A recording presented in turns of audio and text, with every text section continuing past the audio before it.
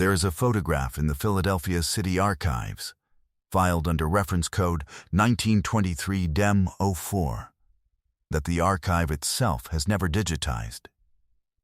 It was taken during the demolition of the Grand Hall on Elm Avenue in the spring of 1923, and it shows something that should not be there if the official story about that building is true. In the foreground, the outer cladding of the south wall has been stripped away. You can see what was underneath it. Not wooden lattice. Not the wire and plaster armature that was supposed to hold a temporary building together for a season and then crumble when the crews came with their hammers.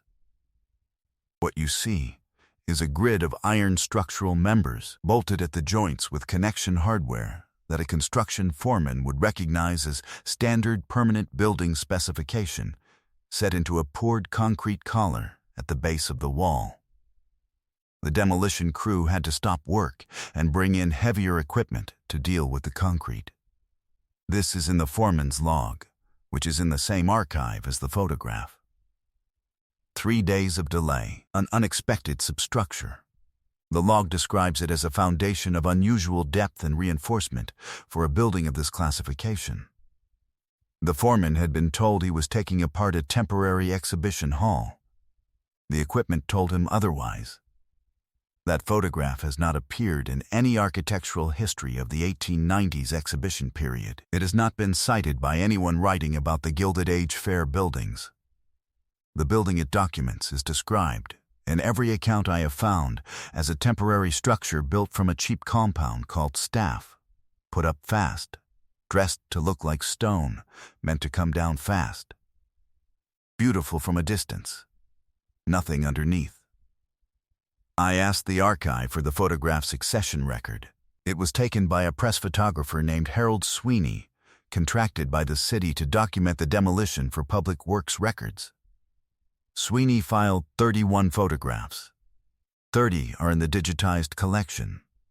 The 31st, reference code 1923 DEM 04, is in the physical file and has not been reproduced anywhere. The accession note says simply, architectural detail, south wall interior. No one has pulled it in the 22 years of the digitization program. I pulled it because I had read the foreman's log first, and the log told me to look at the south wall. I came to this through a footnote that did not fit. I was reading construction procurement records from the Philadelphia Department of Public Works, trying to trace how the city allocated building contracts in the decade after the 1876 Centennial Exhibition, when a budget line for fiscal year 1892 stopped me. It was a materials order. Iron structural members, 742 tons, billed to an account designated only as Elm Avenue Project, Permanent Civic Accommodation. That phrase, not exhibition hall, not seasonal structure, not any of the language used in the contemporary press, in the city's own promotional literature, or in the historical accounts that followed to describe the Grand Hall.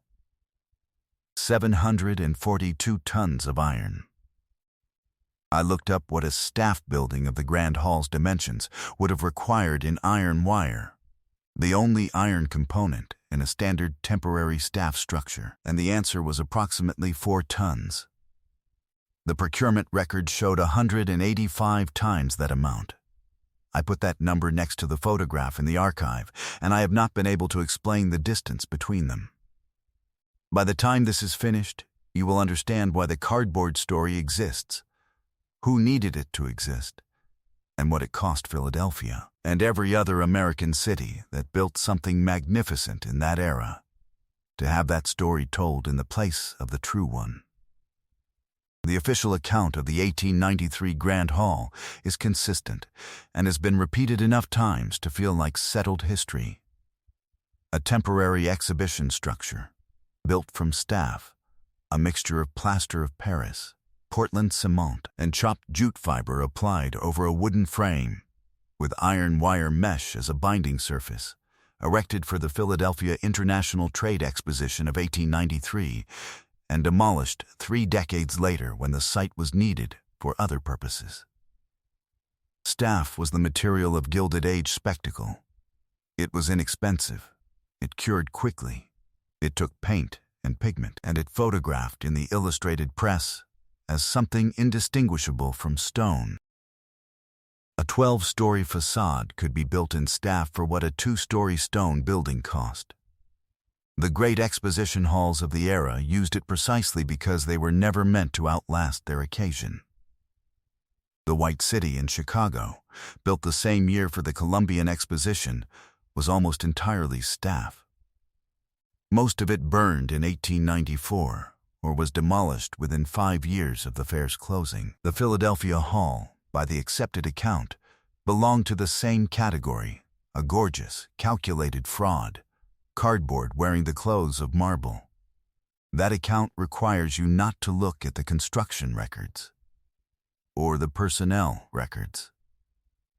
Because the structural engineer engaged to design the Grand Hall's load-bearing systems was a man named William Coates Reese, whose professional history is documented in the records of the Engineers Club of Philadelphia. Reese had spent the previous decade designing the roof structure of the Broad Street Station Annex, 2 federal post offices, and the main hall of a private banking institution on Chestnut Street, whose building still stands. He was a permanent construction engineer. He had never been engaged on a temporary exposition project before the Grand Hall Commission, and he was never engaged on one again.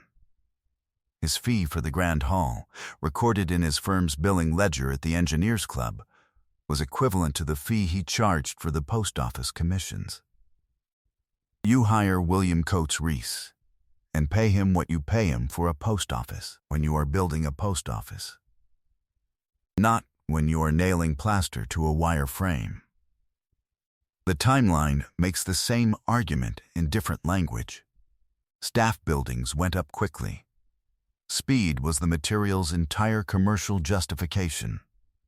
The major halls at the Chicago Exposition, among the largest enclosed structures in North America at the time of their construction, were completed in 8 to 10 months.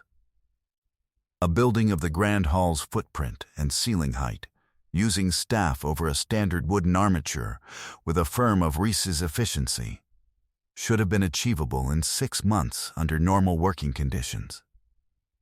7 if the winter interrupted the work. The Philadelphia Hall took 14 months from groundbreaking to the opening of its doors. 14 months. That is the first number that should stop you. A permanent masonry civic building, a courthouse, a library, a public hall built to endure, constructed in Philadelphia in 1892, required between 12 and 16 months, including the time needed to excavate, pour, and cure a foundation designed to carry the building's weight for generations. The temporary hall, built from cheap materials by a permanent construction engineer on a budget that included 742 tons of iron, took the same time as a permanent masonry building. Because someone was doing the same work, just not announcing it in the press releases. There are construction drawings in the collection of the Drexel Institute Library, misfiled under a heading that refers to a separate 1894 renovation project on Market Street that I believe belonged to the Grand Hall Commission. They are unsigned, but carry a notation system consistent with Reese's documented work. They show, in the detail section for the exterior wall assembly, a specification for iron framing at 4-foot intervals behind the staff cladding, not as structural support for the plaster, which would have required a fraction of that density, but as the primary load-bearing element, with the staff functioning as exterior finish rather than structure. This is the difference between a building dressed in marble and a marble building. The iron does the work. The staff is what you see. In a temporary exhibition structure, the wooden frame does the work, and the staff is everything. In these drawings, if they are what I believe they are, the staff is a skin over something that was never meant to be temporary at all. The foundation is where this becomes impossible to explain away. In 1921, 2 years before the demolition. The city of Philadelphia commissioned a structural survey of properties along the Elm Avenue corridor as part of a planning study for a proposed rail expansion. The survey was conducted by the engineering firm Hargreave and Sons, whose records are held in partial form at the Athenaeum of Philadelphia, and its findings about the Grand Hall occupied a single paragraph in the city's subsequent planning report, reproduced without comment, as though what it described were unremarkable. The hall's foundation, the survey recorded, consisted of poured concrete to a depth of 11 feet, reinforced with iron bar stock in a grid arrangement at 6-inch intervals. The concrete had been sealed at its perimeter with a drainage channel engineered to carry groundwater away from the structural base. The survey estimated the foundation's remaining service life and its 1921 condition at a minimum of 60 additional years. Not 6 months of remaining life. 60 years. That is a foundation built in 1892 beneath a building that was officially intended to be dismantled by 1895. No contractor installs 11 feet of reinforced concrete and perimeter drainage beneath a seasonal exhibition hall. Those decisions represent weeks of additional skilled labor and a significant materials cost that no temporary structure budget can justify, because no temporary structure needs them. You pour that foundation when you expect the building to bear the weight of decades of use, of winter after winter, of city administrations that will change while the concrete does not. You pour it when you are building something you intend to give to a city and have the city keep. This is the part I keep returning to.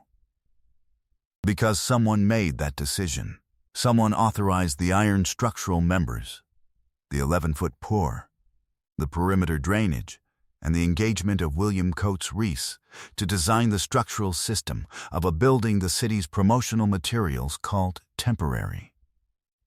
Someone signed off on a materials order whose language, permanent civic accommodation, contradicts every public description of the project ever released. That person was not confused about what they were building. The procurement language tells you they knew. The question is what they intended the building to become, and the answer to that question was sitting in a cardboard box at the Historical Society of Pennsylvania for 50 years. Labeled, probably boring. There is a letter in the estate of Alderman George Cabell Morris, donated to the Historical Society in 1974 by his granddaughter. It is dated the 14th of June, 1893, written on the letterhead of Harman and Price, the construction firm that built the Grand Hall, addressed to the Director of Public Works. It is a completion phase progress report, the kind a contractor submits when the work is nearly done and the punch list is being resolved.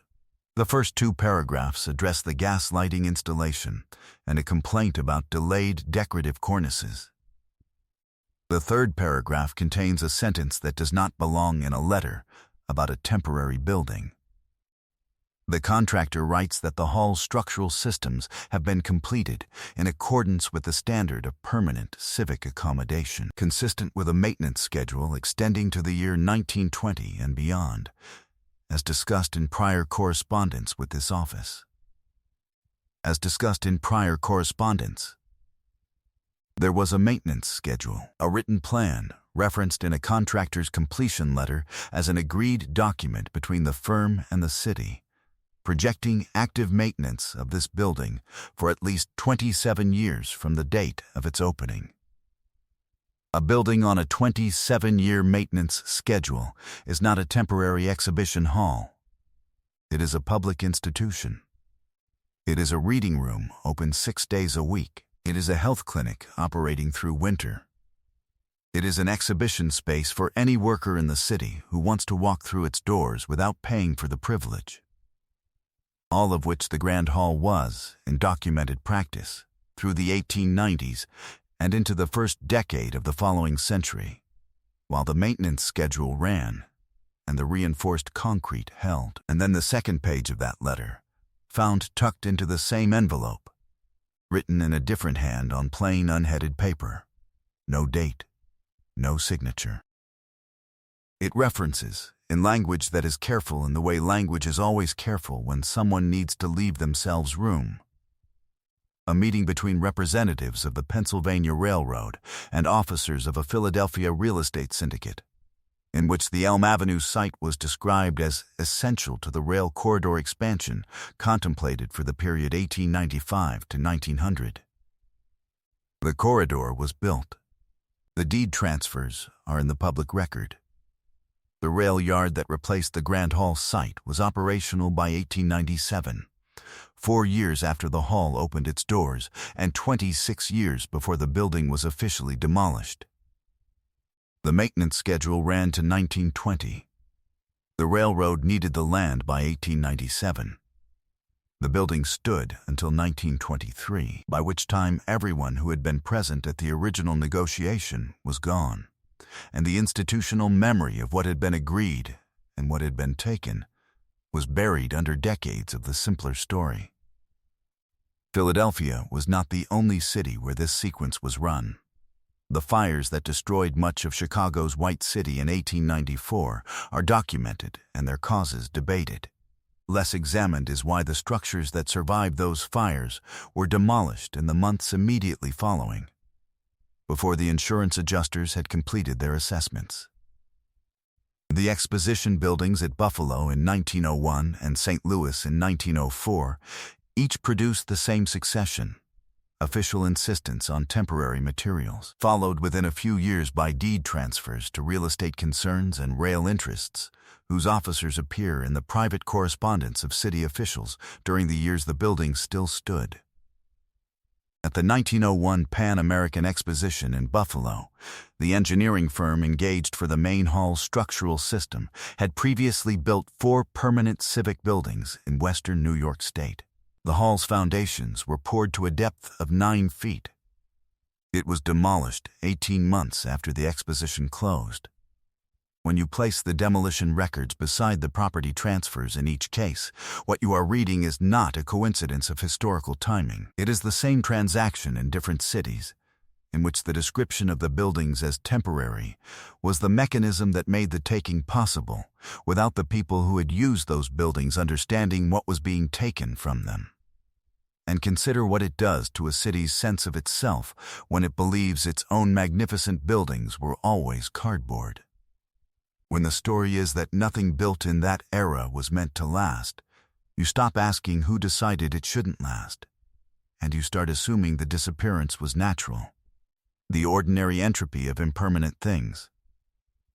You do not file a complaint about the dissolution of a stage set.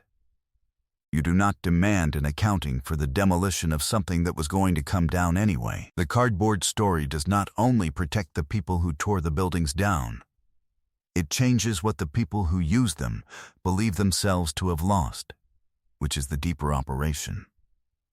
What was lost cannot be measured only in foundation depths and maintenance schedules, though those numbers are real and belong in the same sentence as the word cardboard. The Grand Hall on Elm Avenue was a place where the city of Philadelphia gave something to its residents without charging for it: reading, information, health services, access to the industrial and intellectual life of the era, in a building whose bones were designed to outlast the century. That is the model the cardboard story was built to erase. Not just the memory of one building, the memory of the model itself. The idea that a city could engage a permanent construction engineer, pour 742 tons of iron into the bones of a structure, write a 27-year maintenance schedule, and give it to the people whose taxes built it, for free, without a turnstile, for as long as the concrete held. Because if that model is real, if it was done, if it was structurally achievable and economically viable and politically possible, then the question any resident of any American city can ask, in any era, is, why are we not doing this now? And the answer leads through the same deed registers. The same rail corridor plans, the same calculation that land is worth more vacant than occupied by something that serves the public without returning a profit to anyone. The cardboard story closes that question before it can be asked. If the great civic buildings of that era were always impermanent, if they were made of wire and plaster and one gilded season, then there is nothing to mourn, nothing to reclaim, no precedent to invoke, and no one to hold accountable for their disappearance. They dissolved. They were always going to dissolve. Nothing was taken, because nothing lasting was ever built. I have spent time with the billing records of the Harman and Price firm, whose papers are partially preserved in a collection at Temple University, assembled from 3 separate donations and never comprehensively indexed. In those records, there are charges, in the years between 1893 and 1897, billed regularly to the Elm Avenue account for maintenance work, repairs to the drainage system, repainting of the exterior cladding, inspection of the iron framing connections.